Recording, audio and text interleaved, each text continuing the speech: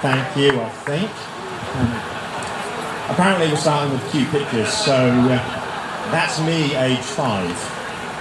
Yeah, thanks. I started drawing maps at age 5, so that's up there for an incredibly long time when you have 20 seconds to look at yourself looking like that.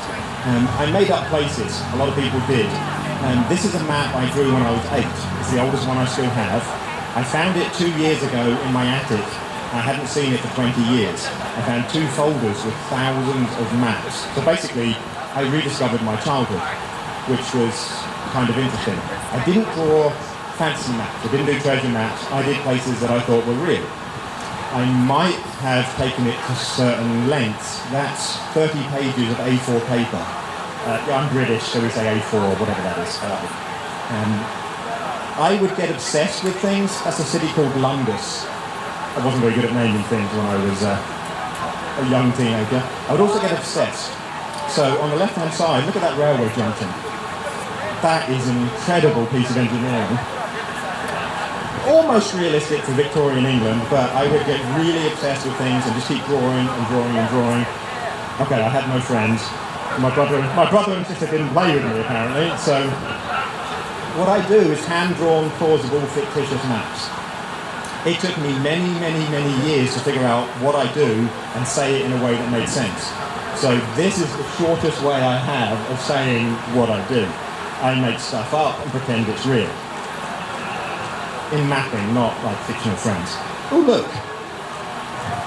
I was going for an extra slide on my shirt. So this is a map of a small US city. I do a lot of research about places that don't exist. I make up the place names, but I study the real world to find out how mine can exist.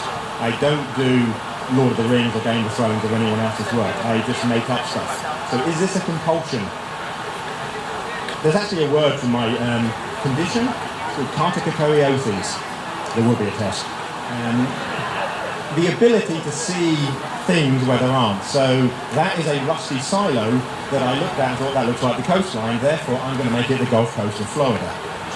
That is a windowsill which had rain streaks on it, and I saw that and I just took a photograph of it and then I coloured in the rain streaks as water. Then I researched the whole planet to figure out where that terrain could exist, settled on Honduras, learned how to write Spanish, including Pueblo Loco.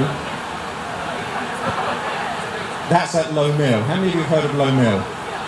How many of you have been to Low Mill? The largest privately owned art centre in the country. That's my studio, which is a lovely space in an old cotton mill. So that's why I create fictional maps of places that might exist. There's going to be a pause here for the next slide, which is a commission. So you're wondering who on earth wants a fictional map? Other than me. I did this for many years before showing anyone because I didn't know anyone would like it. This is a commission where someone gave me 250 names of things from their life and said, set it in North Carolina on the coast in 1815. So that's about a month of research. This is a city in northern England from night, about 20,000 foot in the air, that doesn't exist. So I study patterns of lights. I study way too much stuff and can tell you lots of stuff about things that don't exist. It's not really storytelling, is it? Maybe. So it's very realistic in my mind. So is my affliction or compulsion a passion? Well, I've been doing it all my life. I didn't know it was something I could do all my life. I've been a professional artist since I was laid off. So, entrepreneur, because someone said your job doesn't exist anymore. So that's a map on wood. I draw on paper, board, wood, there's the working.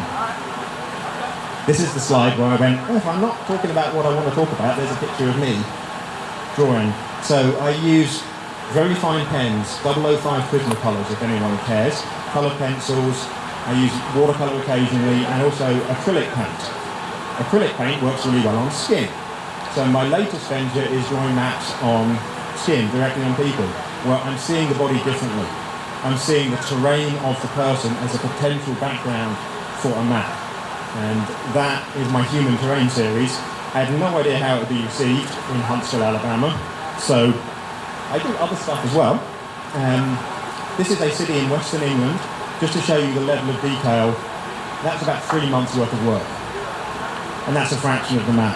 I draw every single building I see the places as real. I can tell you about them, what the shops, where the shops are, what the buildings are, how tall they are. That's the nicest neighbourhood. Oh no, that's a different one. That's another nice neighbourhood. That's a customer who they were conflicted about where to live, in a big city or in the rural area, so I drew both on their body. People have told me they've changed the way they look at themselves after I've drawn on them. One girl said it was the first time she'd ever felt beautiful, which kind of weird. Something I'd been doing as a kid had an impact on someone else. I thought they might like it. I'm in a town of engineers, I get they like detail, but to have an impact that people go, I want that, it makes me happy, draw one for me. So, more grain of wood, that's a city in southwest Switzerland about 50 miles from Geneva. Doesn't exist. And this is what I'm working on now, so this is unfinished, the colours haven't been added yet. Anyone recognise the language? It's Farsi. So I've had to learn how to write Farsi. I had to cheat, I couldn't write it right to left. That map was inspired by a conversation through Instagram. I met an artist in Tehran who found my work because she liked my maps on people, because she draws people on maps. She can't display her work in Iran, it's illegal. There's me at various ages. That 5-year-old would be surprised I do this as a living. Be very surprised at this one. That's me in the Royal Academy of Arts of London with one of my maps, which was accepted to the summer exhibition this year. That's a pretty big deal, so you can applaud that. It's only 248 years old as an exhibition, so, older than America. So I'm going to leave you with this. It took me a long time to accept when someone said my maps are fake, because I was offended. Then I realised, hang on, fake, forgery, that's the best of. So I make stuff up.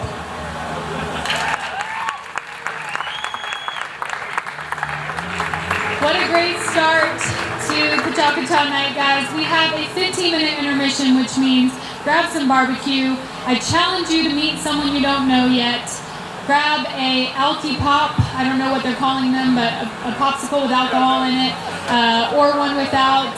There's also beer, there may be water. Like I said, meet somebody new. See you back in 15.